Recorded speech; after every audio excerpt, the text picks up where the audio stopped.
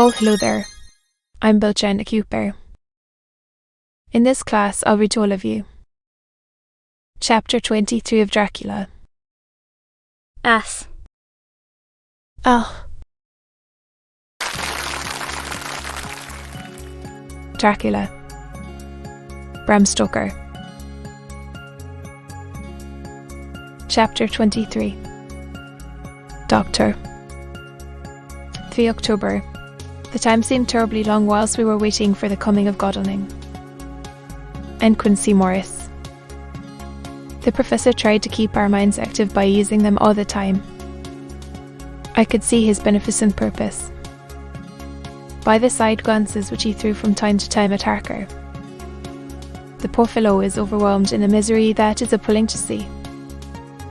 Last night he was a frank, happy-looking man, with strong, youthful face, full of energy, and with dark brown hair.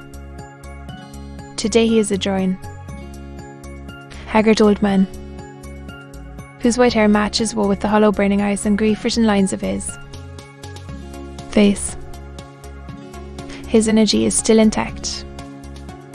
In fact, he is like a living flame. This may yet be his salvation. For if all go well, it will tide him over the despairing period. He will then, in a kind of way, wake again to the realities of life. Poor fellow. I thought my orange bowl was bad enough. But his. The professor knows this well enough, and is doing his best to keep his mind active. What he has been saying was, under the circumstances, of absorbing interest. So well as I can remember. Here it is. I have studied, over and over again since they came into my hands, all the papers relating to this monster. And the more I have studied, the greater seems the necessity to utterly stamp him out. All through there are signs of his advance, not only of his power, but of his knowledge of it.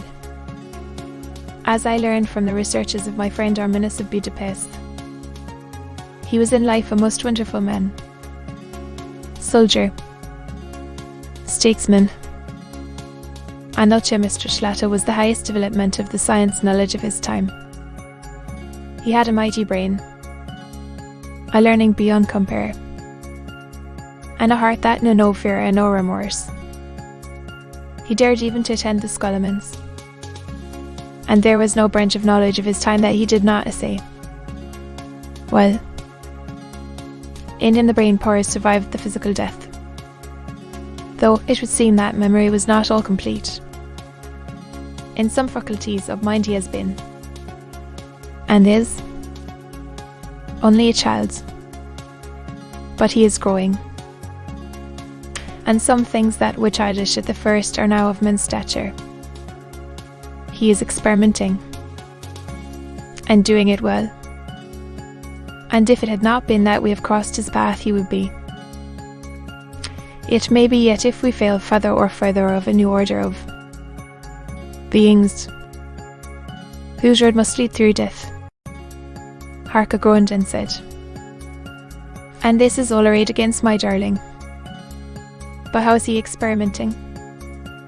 He has all along, since his coming, been trying his power.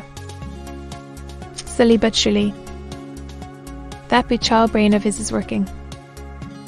Well for us, it is, as yet, a child brain. For had he dared, at the first, to attempt certain things, he would long ago have been beyond our power. However, he means to succeed, and a man who has centuries before him can afford to wait and to go slow. I fail to understand, said Harker wearily. Well, to be more plain to me, The professor laid his hand tenderly on his shoulder as he spoke. "Oh, my child, I will be plain. Do you not see how, of late, this monster has been creeping into knowledge experimentally? How he has been making use of the Zophagus patient to effect his entry into Friend John's home for your vampire, though in all afterwards he can come when and how he will. Must at the first make entry only when asked thereto by an inmate. But these are not his most important experiments. Do we not see how at the first all these so great boxes were moved by others? He knew not then but that must be so. But all the time that so great child brain of his was growing, and he began to consider whether he might not himself move the box. So he began to help. And then, when he found that this be all right, he tried to move them all alone. And so he progressed. And he scattered these graves of him, and none but he know where they are hidden. He may have intent to bury them deep in the ground, so that he only use them in the night, or at such time as he can change his form. They do him equal well, and none may know these are his hiding place. But, my child, do not despair. This knowledge come to him just too late. Already all of visitors but one beast sterilizes for him, and before the sunset this shall be so. Then he have no place where he can move and hide. I delayed this morning, Matt, so we might be sure. Is there not more at stake for us than for him? Though I will not be even more careful than him? By my clock it is 1 hour in already. If all be well, Friend Arthur and Quincy are on their way to us. Today is our day, and we must go sure, if slow, and lose no chance. Whilst he was speaking, we were startled by a knock at the hall door. The double postman's knock of a telegraph boy. We all moved out to the hall with one impulse, and Van Helsing, holding up his hand to us to keep silence, stepped to the door and opened it. The boy handed in a dispatch. The professor closed the door again, and, after looking at the direction, opened it and read aloud. Look out for D. He has just now 1,245. Come from Carfax hurriedly and hasten towards the south. He seems to be going the round and may want to see you. There was a pause, broken by Jonathan Harker's voice. Van, God be thanked. We shall soon meet. Van Helsing turned to him quickly and said, God will act in his own way and time. Do not fear, and do not rejoice as yet. I care for nothing now, he answered hotly, except to wipe out this brute from the face of creation. Well,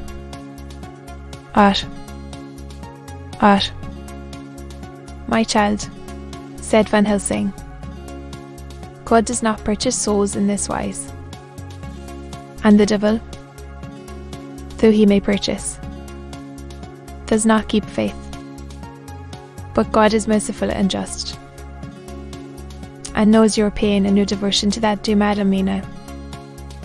Think you how her pain would be doubled did she but hear your wild words?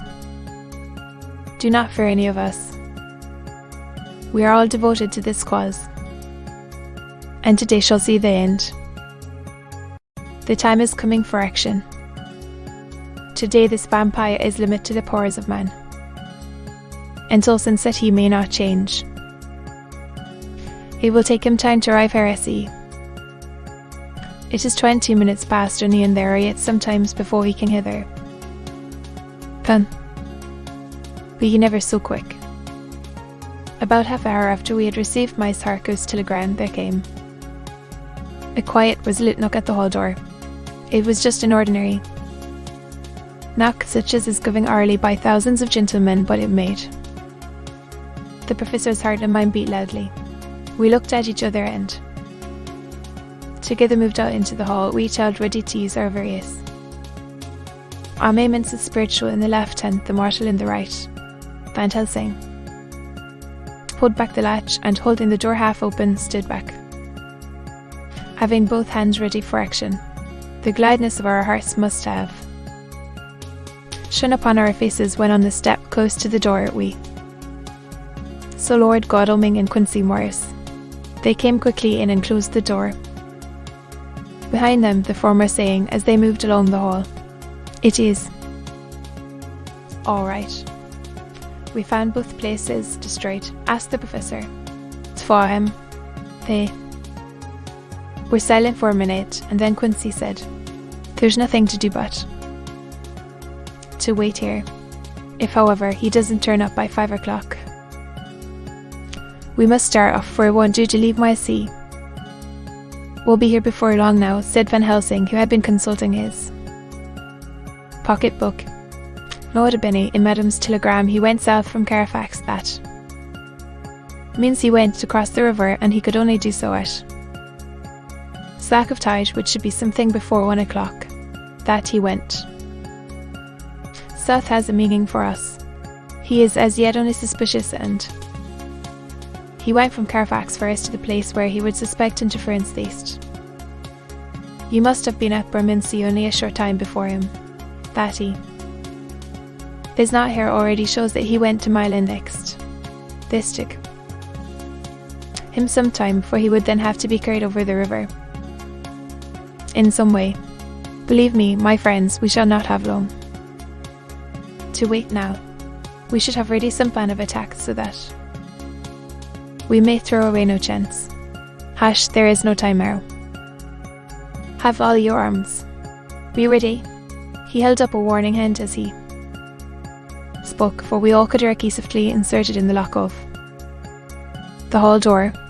I could not but admire, even at such a moment, the way in which a dominant spirit asserted itself in all our hunting parties and adventures in different parts of the world. Quincy Morris had always been the one to arrange the plan of action, and Arthur and I had been accustomed to obey him implicitly.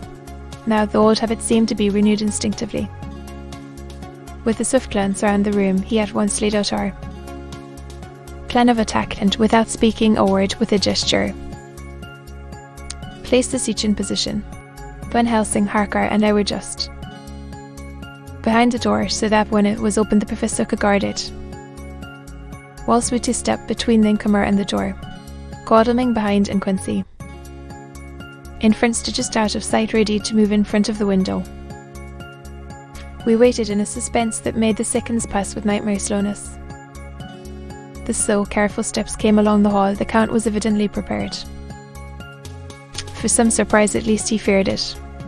Suddenly, with a single bound, he leaped into the room, winning away past us before any of us could raise a hand to stay him. There is something so Panther-like in the movements, nothing so unhuman, that it seemed to sober our soul from the shock of his coming. The first act was Harker, who, with a quick movement, threw himself before the door leading into the room in the front of the house. As the Count saw us, a horrible sort of snarl passed over his face, showing the eye teeth long and pointed, but the evil smile as quickly passed into a cold stare of lion-like disdain. His expression again changed as with a single impulse we all advanced upon him.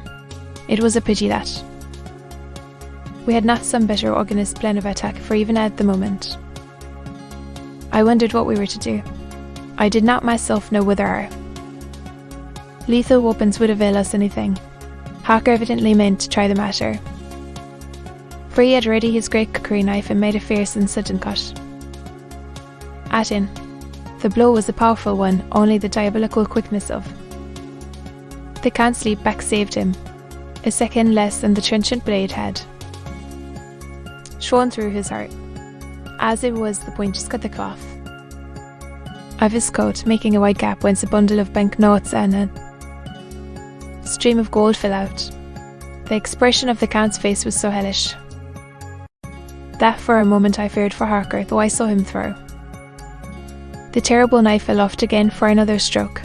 Instinctively I moved forward with a protective impulse, holding the crucifix and wafer in my left hand. I felt a mighty power file on my arm, and it was without surprise that I saw the monster cower back before a similar movement made spontaneously by each one of. Well, it would be impossible to describe the expression of hate and baffled malignity, anger and hellish rage which came over the Count's face. His waxen he became greenish yellow by the contrast of his burning eyes and the red scar on the forehead, showed on the pallid skin like a palpitating wound. The next instant, with a sinuous dive, he swept under Harker's arm ere his bull could fall, and grasping a handful of the money from the floor, dashed across the room, threw himself at the window. Amid the crash and glitter of the falling glass, he tumbled into the flagged area below. Through the sound of the shivering glass, I could hear the ting of the gold as some of the sovereigns fell on the flagging. We ran over and saw him spring unhurt from the ground. He, rushing up the steps, crossed the flagged yard and pushed open the stable door. There he turned and spoke to us.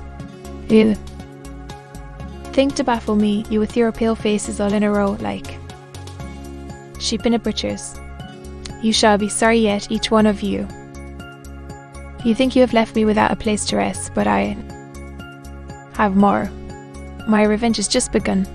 I spread it over centuries, and time is on my side. Your girls that you all love are mine already, and through them you and others shall yet be my meek creatures too. To my bidding and to be my jackals when I want to feed. Bah." With a contemptuous sneer, he passed quickly through the door, and we heard the rusty bolt creak as he fastened it behind him. A door beyond opened and shut. The first of us to speak was the Professor. As realizing the difficulty of following him through the stable, we moved toward the hall. "We have learnt something much. Notwithstanding his brave words, he fears us, he. For a time, he fear want. For if not, why he hurry so? His very tone betray him, or my ears deceive. Why take that? Aye, you fellow crick, you are hunters of wild beasts and understand. It's so. For me, I make sure that nothing here may be of use to him, if so that he return." As he spoke, he put the money remaining into his pocket, took the title deed in the bundle as Harker had left them, and swept the remaining things into the open fireplace, where he set fire to them with a match. Godalming and Morris had rushed out into the yard, and Harker had lowered himself from the window to follow the Count. He had, however, bolted the stable door, and by the time they had forced it open, there was no sign of him. Van Helsing and I tried to make inquiry at the back of the house, but the mews was deserted, and no one had seen him depart.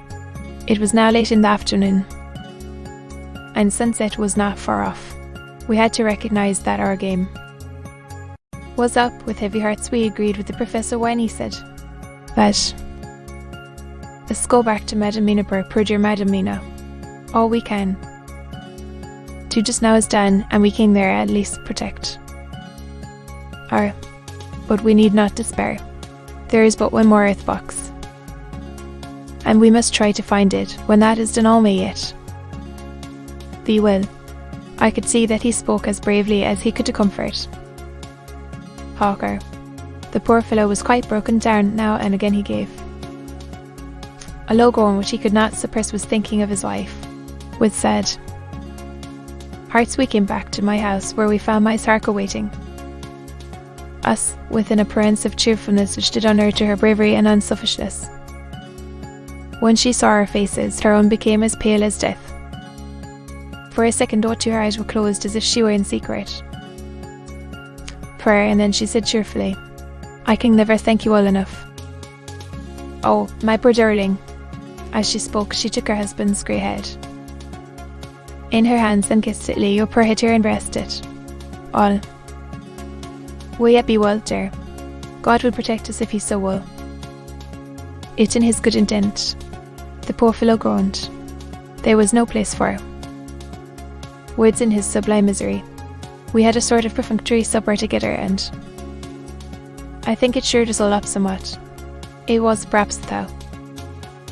Mere animal heat of food angry people, for none of us had eaten anything since. Weak fast to the sense of companionship may have helped us, but anyhow we were all less miserable, and so the morrow is not altogether without hope. True to our promise, we told Miss Harker everything which had passed, and although she grew snowy white at times when danger had seemed to threaten her husband, and red at others when his devotion to her was manifested, she listened bravely and with calmness when we came to the part where Harker had rushed at the cat so recklessly. She clung to her husband's arm and held it tight, as though her clinging could protect him from any harm that might come. She said nothing, however, till the narration was all done and matters had been brought right up to the present time. Then, without letting go her husband's hand, she stood up amongst us and spoke. Oh, that I could give any idea of the scene, of that sweet, sweet, good woman in all the radiant beauty of her youth and animation, with the red scar on her forehead of which she was conscious, and which we so with grinding of our teeth remembering whence and how it came, her loving kindness against our grim hate, her tender faith against all our fears and doubting. And we, knowing that so far as symbols went, she with all her goodness and purity and faith was outcast from God. Jonathan, she said, and the word sounded like music on her lips. It was so full of love and tenderness. Jonathan, dear, and you all my true friends, I want you to bear something in mind through all this dreadful time. I know that you must fight, that you must destroy, even as you destroyed the false Lucy, so that the true Lucy might live hereafter, but it is not a work of 8. That poor soul who has wrought all this misery is the saddest case of all. Just think what will be his joy when he too is destroyed in his worst part, that his bitter part may have spiritual immortality. You must be pitiful to him too. As she spoke, I could see her husband's face darken and draw together, as though the passion in him were shriveling his being to its core.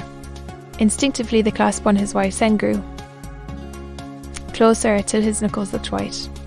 She did not flinch from the pain which I knew she must have suffered, but looked at him with eyes that were more appealing than ever. As she stopped speaking, he leaped to his feet, almost tearing his hand from hers as he spoke. May God give him into my hand just for long enough to destroy that earthly life of him which we are aiming at.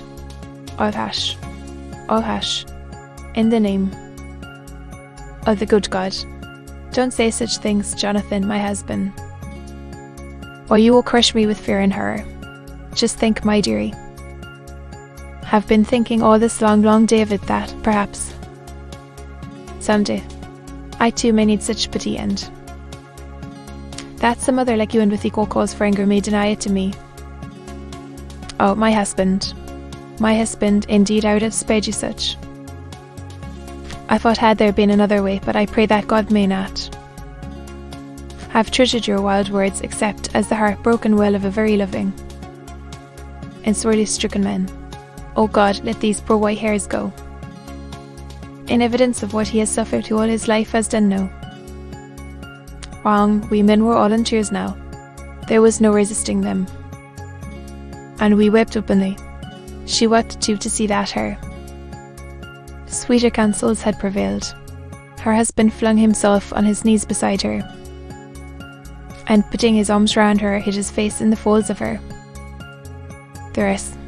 Then Helsing beckoned to us, and we stole out of the room, leaving the two loving hearts alone with their God.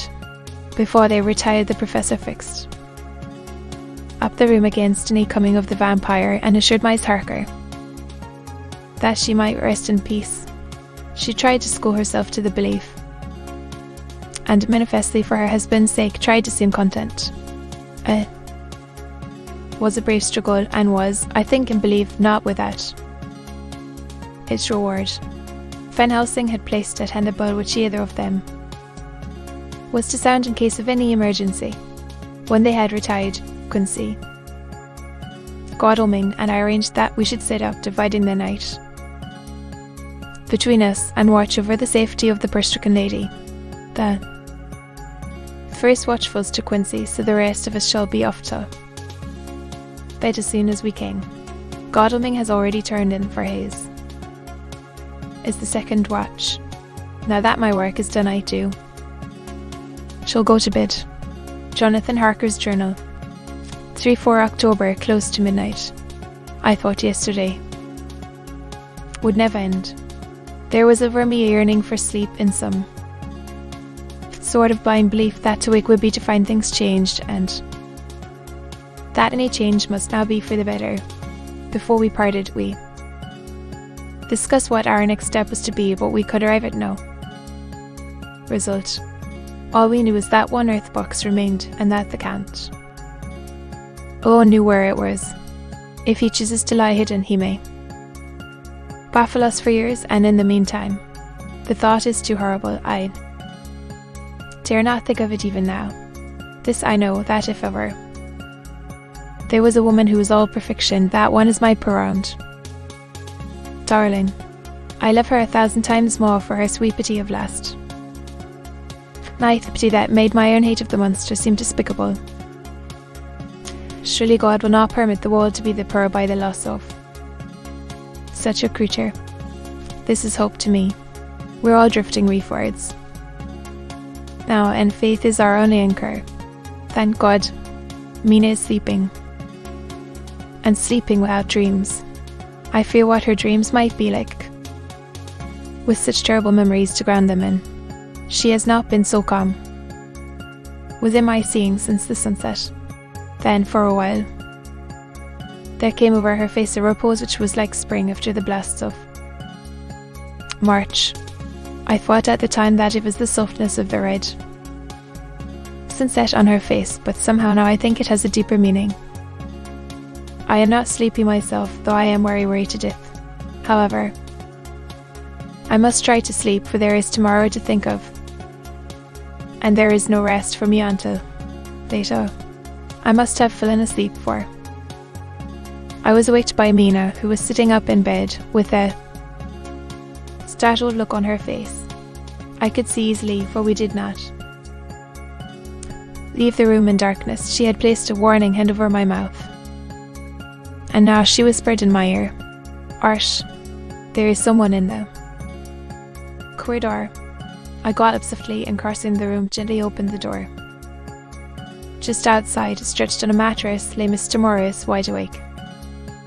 He raised a warning hand for silence as he whispered to me, "Art, go back to bed, it is all right.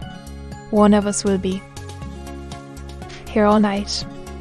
His look and gesture forbade discussion, so I came back and told Mina. She sighed, and positively a shadow of a smile stole over her poor pale face as she put her arms round me and said softly, "Oh, thank God for good brave men." With a sigh she sank back again to sleep. I write this now as I am not sleepy, though I must try again. 4 October morning. Once again during the night I was wakened by Nada. This time we had all had a good sleep, for the grey of the coming dawn was making the windows into sharp oblongs, and the gas flame was like a speck rather than a disk of light. She said to me hurriedly, "Go, call the professor." "Why?" I asked. "I have an idea. I suppose it must have come in the night and matured without my knowing it. He must hypnotize me before the dawn, and then I shall be able to speak. Go quick, dearest, the time is getting close." I went to the door. Dr. Stewart was resting on the mattress, and seeing me, he sprang to his feet. "Is anything wrong?" he asked in alarm. No, I replied, but Mina wants to see Dr. Ryan. We'll go, he said, and hurried into the professor's room. In 203. Minutes later, Van Helsing was in the room in his dress and gown, and Mr. Morris and Lord Godalming were with Dr. Seward at the door asking questions. When the professor saw Mina smile, a positive smile ousted the anxiety of his face. He waved his hands as he said, "Oh, my dear Madam Mina, this is indeed a change. See, friend Jonathan, we have got our dear Madam Mina, as of old, back to us today." Then turning to her, he said cheerfully, "And what am I to do for you?" "I want you to hypnotize me," she said. "Do it before the dawn, for I feel that I can speak and speak freely.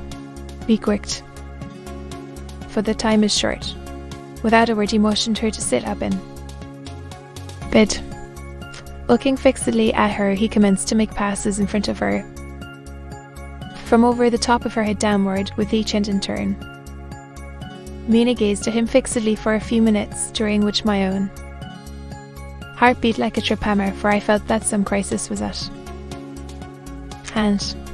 Gradually her eyes closed, and she sat stock still. Only by the gentle heaving of her bosom could one know that she was alive. The professor made a few more passes and then stopped, and I could see that his forehead was covered with great beads of perspiration. Mina opened her eyes, but she did not seem the same woman. There was a faraway look in her eyes, and her voice had a sad dreaminess which was new to her. Then, raising his hand to impose silence, the professor motioned to me to bring the Allouds in. They came on tiptoe, closing the door behind them, and stood at the foot of the bed looking on. Mina appeared not to see them. The stillness was broken by Van Helsing's voice speaking in a low level tone which would not break the current of her thoughts. "Where are you?" The answer came in a neutral way. "I do not know. Sleep has no place it can call its own." For several minutes there was silence. Mina sat rigid, and the professor stood staring at her fixedly. The rest of us hardly dared to breathe. The room was growing lighter. Without taking his eyes from Mina's face, Dr. Van Helsing motioned me to pull up the blind. I did so, and the day seemed just upon us. Red streak shot up, and a rosy light seemed to diffuse itself through the On the instant, the professor spoke again. "Where are you now?" The answer came dreamily, but with intention. It were as though she were interpreting something. I have heard her use the same tone when reading her shorthand notes. "I do not know. I can see nothing. What do you hear?" I could detect the strain in the professor's patient voice. The lapping of water. "It is groveling by in little with sleep." "Then you are on a ship?" They all looked at each other, trying to glean something each from the other. We were afraid to think. The answer came quick. "Oh, the sound of men stamping overhead as they ran about. There is the creaking of a chain." I am still, oh, so still. It is like death. The voice faded away into a deep breath as of one sleeping, and the open eyes closed. Then, by this time the sun had risen, and we were all in the full light of day. Dr. Van Helsing placed his hands on Mina's shoulders and laid her head down softly on her pillow. She lay like a sleeping child for a few moments, and then, with a long sigh, woke and stared and wondered to see us all around her. "Have I been talking in my sleep?" was all she said. She seemed, however, to know this situation without telling, though she was eager to know what she had told. The professor repeated the conversation, and she said, "Then there is not a moment to lose. It may not be too late. Mr. Morris." An old Godalming started for the door, but the professor's calm voice called them back. "Stay, my friends. That ship, wherever it was weighing anchor." Whilst she spoke, "There are many ships weighing anchor at the moment in your So great Port of London, which of them is it that you seek? God be thanked that we have once again a clue, though whither it may lead us we know not. We have been somewhat blind after thou. Mayor of men, since one we can look back, we see what we might have seen looking forward, if we had been able to see what we might have. Tain. Us, but that sentence is up at it, is it not? We can know now what was in the Count's mind when he sees that money, though Jonathan's so fierce knife put him in the danger that even he threat. He meant escape. Him he escape. He saw that with but one of bucks left, and a pack of men following like dogs after her. Fox, this London was no place for him. He have take his last. It's bucks on board a ship, and he leave the land. He thinked her. Escape, but no. We followed him. Tell you how. His friend Arthur would say when he put on his red frock, our old fox is wily. So wily, and we must follow with while. Too wily, and I think his mind in a little while. And meantime we may rest in peace, for there are waters between us which he do not want to pass, and which he could not if he would unless the ship were to touch the land, and then only a full oar slack. Died. See, and the sun is just rose, and all data. Sunset is to us. Let us take bath and dress and have breakfast, which we all need, and which we can eat comfortably, since he be not in the same land with us. Mina looked at him appealingly as she asked, but why need we seek him further when he is gone away from us? He took her hand and patted it as he replied, ask me nothings as yet. When we have breakfast, then I answer all questions. He would say no more, and we separated to dress. After breakfast, Mina repeated her question. He looked at her gravely for a minute, and then said sorrowfully, because, my dear Madam Mina, now more than ever must we find him, even if we have to follow him to the jaws of hell. She grew paler as she asked. Faintly. Because, he answered solemnly, he can live for centuries, and you are. What mortal woman? I was just in time to catch her as she fell forward in a faint. To be continued.